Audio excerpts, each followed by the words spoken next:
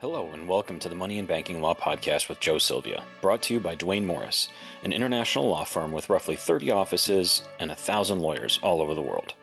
I'm your host, Joe Sylvia. I'm a former Federal Reserve lawyer who represents banks, fintechs, and financial services clients on M&A, payments, and regulatory matters at Duane Morris.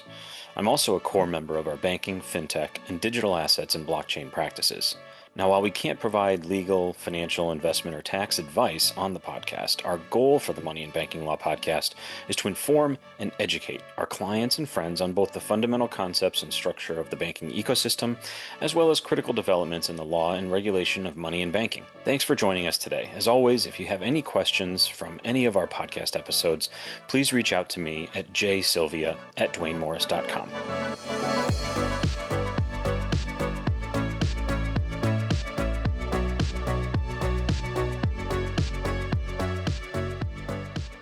All right, well, thanks for joining. We've got one of our first guests here, Kevin Strensky from Nardello & Company. So, Kevin, why don't you tell me a little bit about what your background is like and then what you're doing at Nardello & Company. I know your partner was on our first panel on AI, so what can you tell us about what you're up to? Of course. My name's Kevin Strensky. I work at Nardello & Co. I do our cryptocurrency investigations. My background previous to Nardello & Co., which I joined in January, I was a contractor for the Department of Defense, Department of War, focused mostly on illicit finance, particularly cryptocurrency investigations. So kind of where a lot of my focus lies is rooting out, identifying, attributing, and rooting out illicit activity on the blockchain. That can take many different forms. So it's not always going to be on-chain. We always say that the best investigations are only going to be about 50% on-chain. The rest is going to come off-chain with your traditional attribution, finding the actual person and true name, figure out where they live, any sort of sanctions implications for a business or financial institution, and creating a holistic picture of risk. Yeah, we first connected at the Merkle event that we did in New York a few weeks back, and one of the things when I talk to especially traditional financial institutions, banks and otherwise, one of the first things and the immediate reaction that I get is, well, blockchain and digital assets, digital currency, Bitcoin, it's just a way to launder money, right? It's anonymous, you can't find anything. And the more that I try and talk to them, some come around a little bit to acknowledging that, yeah, it's anonymous, but there's a lot of transparency as well that you can get to. And so then I talk to folks like you, and it's like, no, you're doing these investigations and finding the actual people behind the numbers and the hashes and all that stuff. So that's really fascinating. Nardello, help me understand a little bit more about Nardello more broadly with the company. Yeah, Nardello & Co. We're a global investigations firm. So I work in our forensic investigation, financial investigations and forensic accounting practice. So not just crypto, right? That's my bread and butter and where I sit. But we do all sorts of traditional investigations, due diligence, corruption, white collar, criminal defense, things of that nature. But I really like what you said earlier. Crypto, it is a common misconception that it's anonymous. We call it pseudo-anonymous because you can actually find someone's real identity through cryptocurrency tracing, which is exactly the type of work that I do. And I think that that's super important for people to understand that, it seems like a black box, it's scary if you've never made a crypto transaction, but it's not. And we can apply a lot of the same principles that we do for anti-money laundering controls at traditional financial institutions to the blockchain to make it make sense, but also to make it less scary. So more people will adopt it, understand the rails and the risks, and that it's really not too different at the end of the day. That's awesome. So just generally, I want to ask, what you're kind of looking forward to as we look at consensus the next couple of days. But also just from a general perspective, is there anything in particular you're seeing in the market, or are you being asked to perform certain tasks more repetitively than others, or more consistently than others? Where do you see some of the market in terms of the investigation side going, at least at this point? Yeah, I think that in the cryptocurrency space, there's always been a lot of competition, right? So that's definitely a major area that I think will continue to increase, especially as the market has shrunk a little bit on the crypto side and funding has moved more towards AI. trying to understand what's going on in the competitive space and also the risk. I mean, now you can, through prediction markets, you can make money pretty quickly through having access to good information. These leads to a lot of investigations, folks like myself.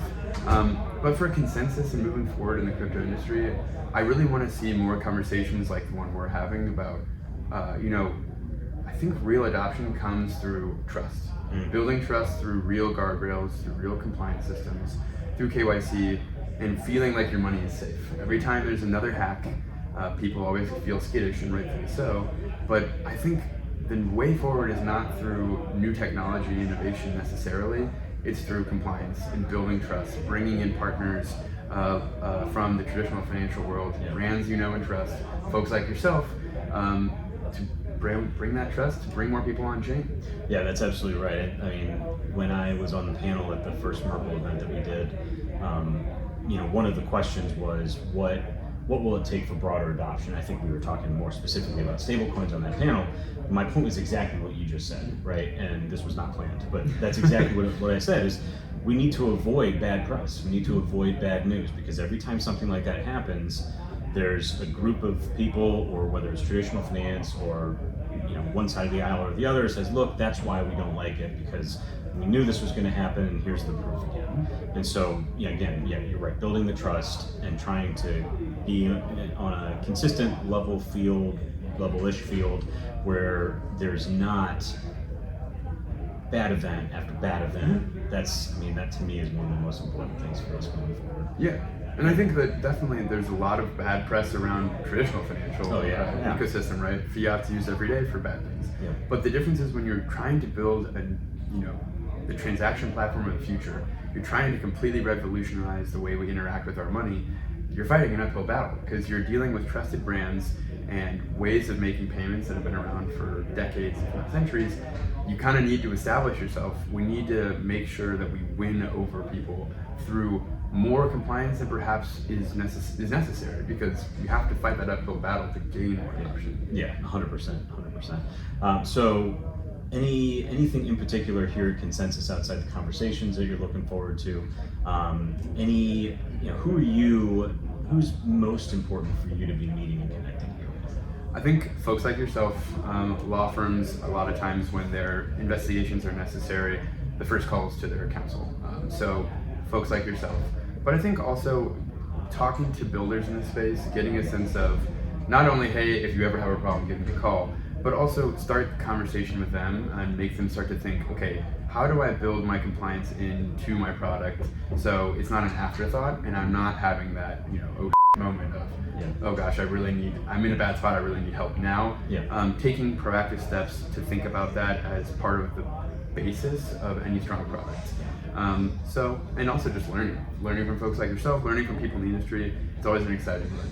Yeah, I mean, when I went to the event last year in Toronto, it was just like a tidal wave of learning, because there's a lot of folks that are super deep into very esoteric things in this industry, which is great. But coming from a more traditional perspective, especially traditional finance or traditional law, it's kind of a whirlwind sometimes. But there's a lot of people here. I'm told the weather is going to improve the next couple of days down here in Miami, so we'll see. But anyway, Kevin, I really appreciate you being here. I appreciate you taking the time. Hope that we can keep connecting and have you on again in the future. And I'm sure that we'll find some things to work on with some bad actors at some point. But thank you for having me. Until then, I appreciate it. Thanks, Kevin. Thank you. Absolutely, man.